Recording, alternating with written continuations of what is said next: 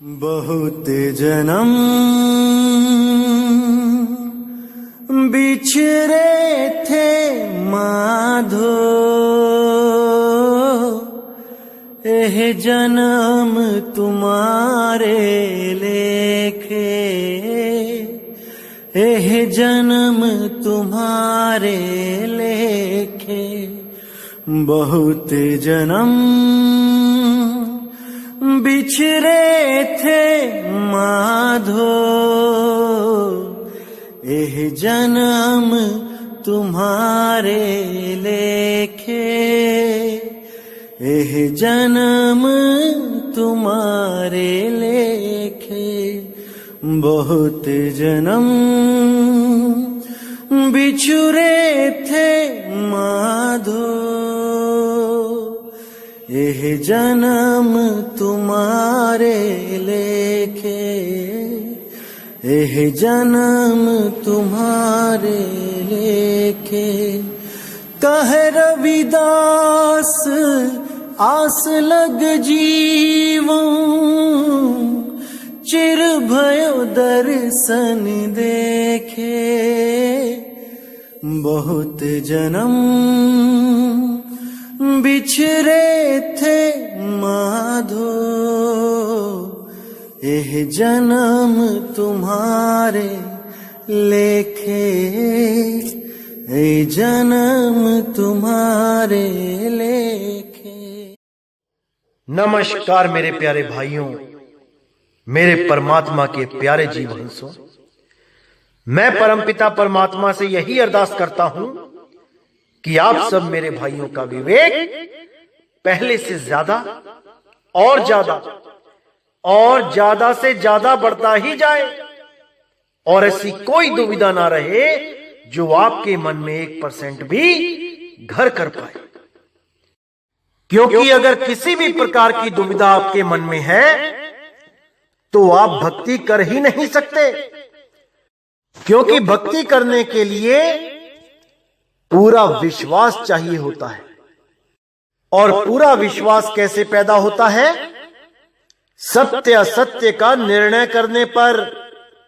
जब आप सत्य और असत्य का निर्णय करना सीख जाते हो, फिर जो अंदर से शक्ति पैदा होती है उसको विश्वास कहते हैं, उसको परख कहते हैं।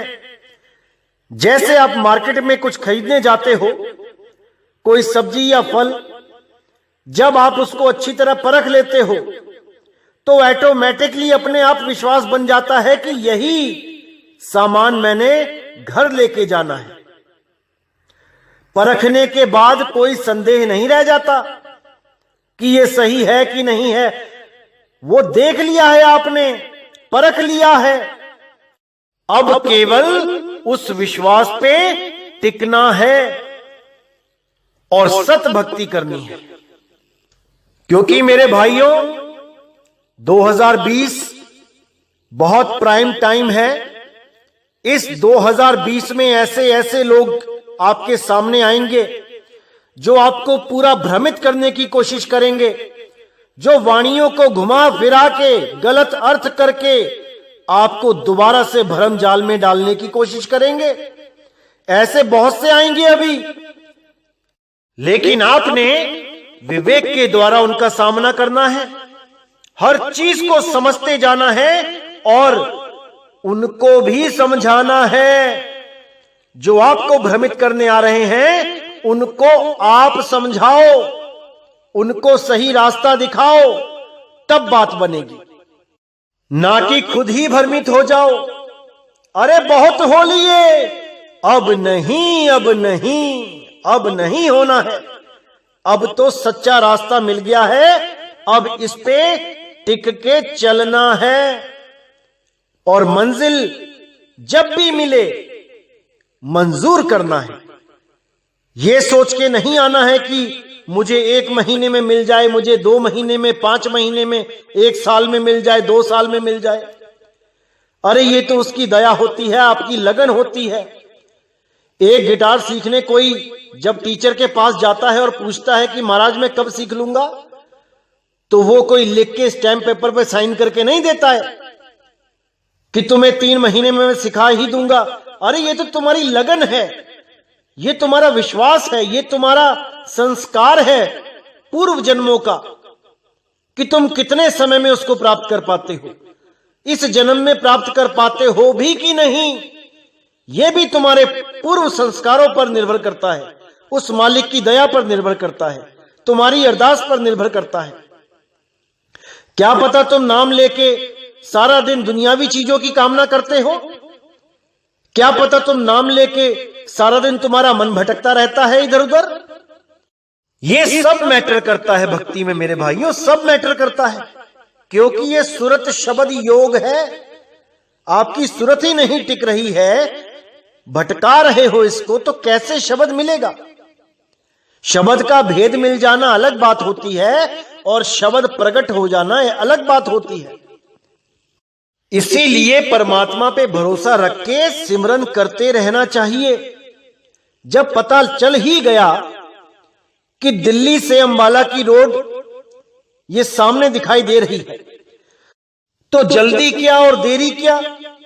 अरे ये रोड जा रही है वहां पे, इतना ही बहुत है चलने के लिए। धीरे चलोगे धीरे पहुंचोगे, जल्दी चलोगे जल्दी पहुंचोगे। इसमें किसी का क्या दोष निकाल रहे हो भाई, इसमें किसी का कोई दोष नहीं है। रास्ता बता दिया गया है, चलना आपने है। आज पहुंचो, कल पहुंचो, परसों पहुंचो, वो आपके ऊपर डिपेंड करता है, वो आपके ऊपर निर्भर करता है, आपकी साधना के ऊपर निर्भर करता है, आपकी भटकती हुई सूरत के ऊपर निर्भर करता है कि कितने समय में आप उसको प्राप्त करोगे। ये आपके ऊपर निर्भर करता है और उसकी दया के ऊपर निर्भर करता है। तो मेरे भाइयों, आज का जो सत्संग है वो किसी वाणी पे नहीं है। आज का सत्संग उन भाइयों के लिए है जो सब कुछ समझने के बाद भी केवल एक पॉइंट पे आके अटक गए हैं कि कबीर साहिब और धर्मदास जी की बात तो बहुत साल पहले हुई थी, जब उन्होंने बोला कि मैं 7 दिन कालिंजर में रुक के आया हूं, और मदन साहिब तो कालिंजर में बहुत सालों के बाद गए थे, तो ये मेल कैसे हो सकता है।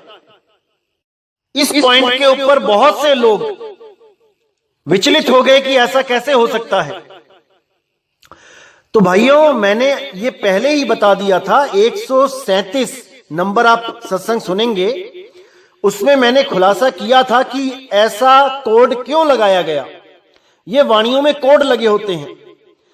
मैंने खुलासा किया था कि ये कोड इसलिए लगाया गया है ताकि काल के दूत इस ग्रंथ में मिलावट ना कर दें, इस वाणी के साथ, इस कालिंजर के साथ हेर फेर ना कर दें, इन 7 दिनों के साथ कोई हेर फेर ना कर दें। क्योंकि जैसे मैंने प्रमाण दिया था कि पहला पंथ कहीं पे नारायण दास लिख दिया, कहीं पे जागू दास लिख दिया, ऐसे ही ये लोगों ने वाणियों में मिलावट करी। लेकिन यहां पर ये जो कोड लगाया गया है, भविष्य काल की बात यानी जो होने वाली है उसको भूतकाल में प्रदर्शित किया गया है।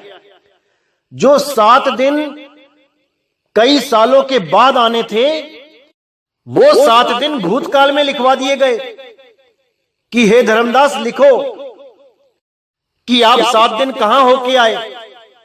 और उसके जवाब में कबीर साहब ने बोला कि मैं 7 दिन कालिंजर में होके आया, ताकि जब सही समय आएगा तो प्रमाण के साथ कालिंजर का भेद खोला जाएगा।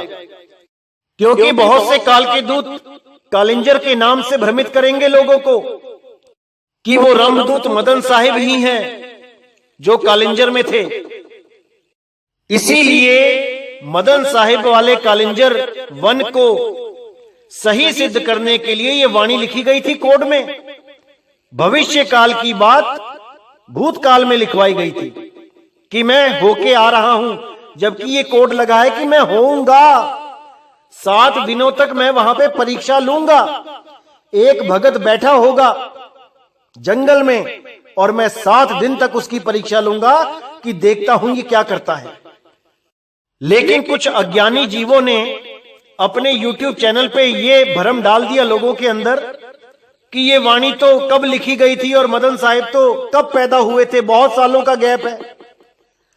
तो मैं उन लोगों से जानना चाहूंगा कि भाई ऐसा कौन सा संत है जिसके पास कबीर साहब 7 दिन बैठे हैं?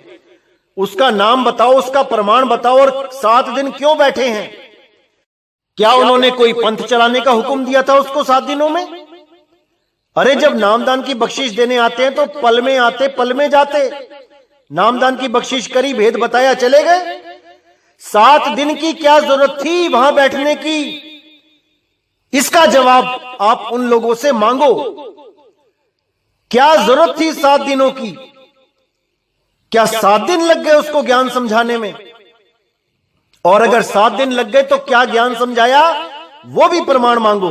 कौन सा ग्रंथ लिखवाया, क्या भेद बताए, सारा पूछो उनसे। देखना किसी को भी जवाब नहीं आएगा, क्योंकि वो लोग केवल भ्रमित करना जानते हैं। वो केवल भ्रमित करना जानते हैं। क्योंकि जैसे मैंने प्रमाण, तो ज्यादा जानकारी के लिए जब आप मदन साहिब का जीवन परिचय पढ़ोगे, उसको समझोगे, तब आपको पता लगेगा कि मदन साहिब 7 दिन के लिए कालिंजर वन में भक्ति करने बैठ गए थे। अपने मालिक को याद करने बैठ गए थे कि मुझे आके रास्ता बताओ। नहीं तो अगर 7 दिन में आप नहीं आए तो मैं तलवार से अपनी गर्दन काट दूंगा।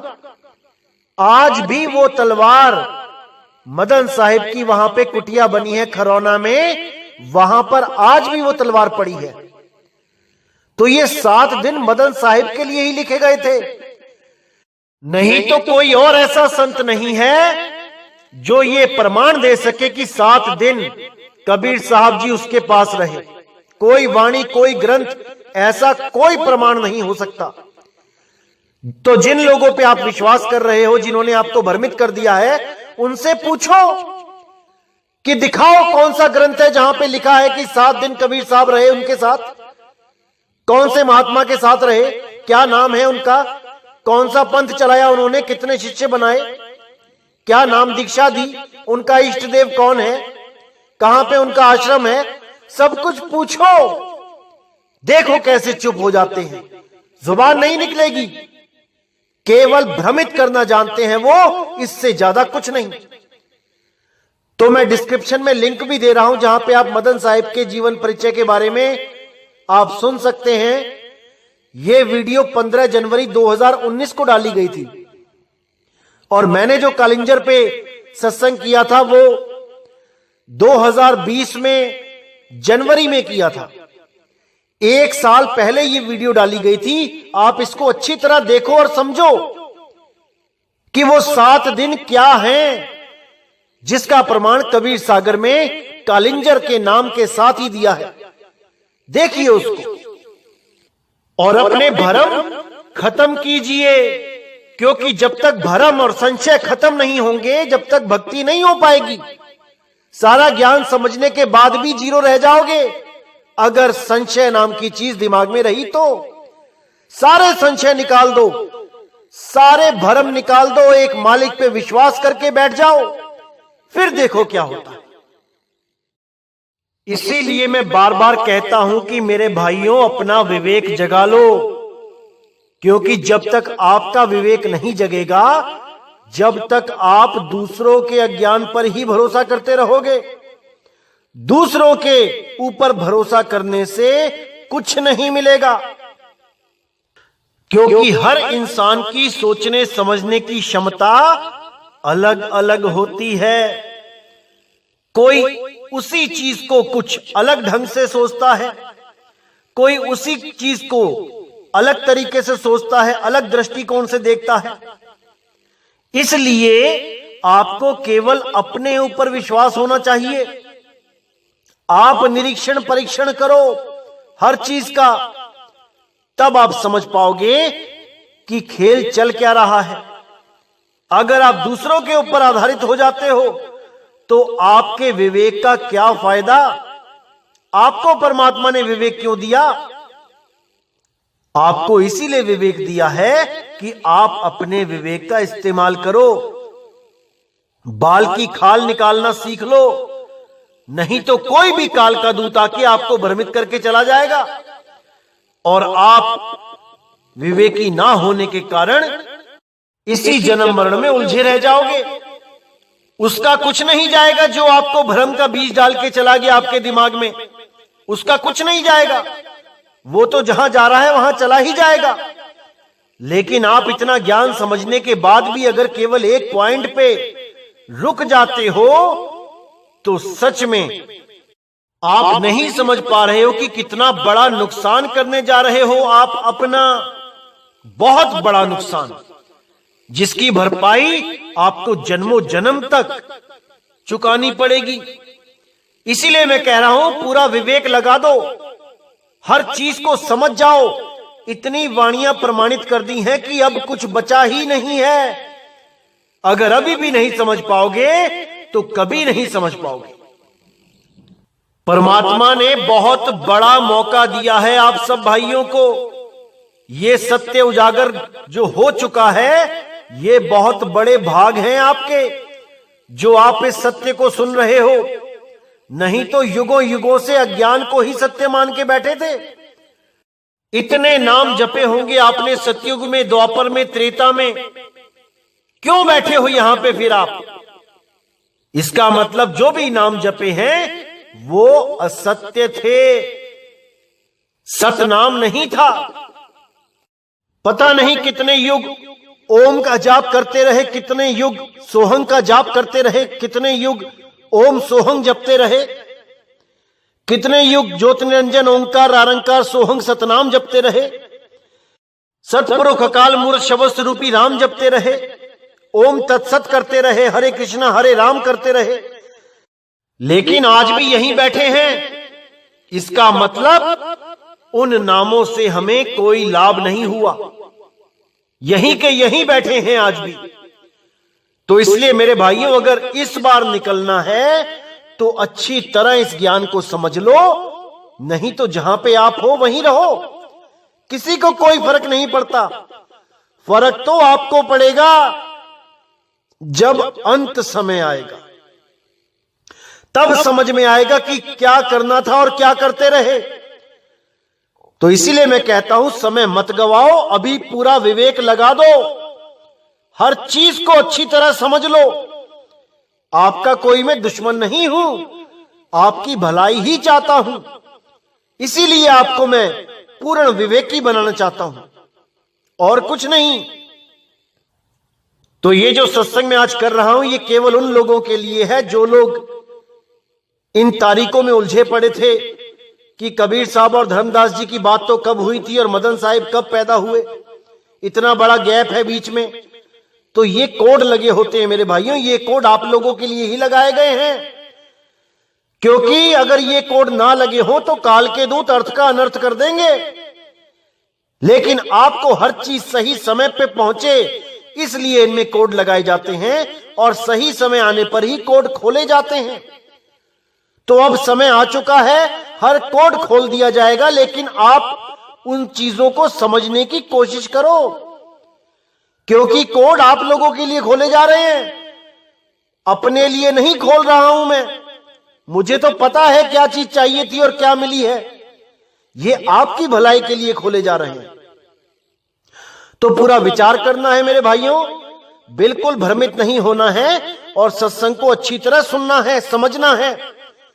एक नंबर से स्टार्ट करो, धीरे धीरे धीरे ऊपर की तरफ आते चले जाओ, हर चीज समझ में आने लग जाएगी। ऐसा कुछ नहीं बचेगा जो नहीं समझ में आएगा।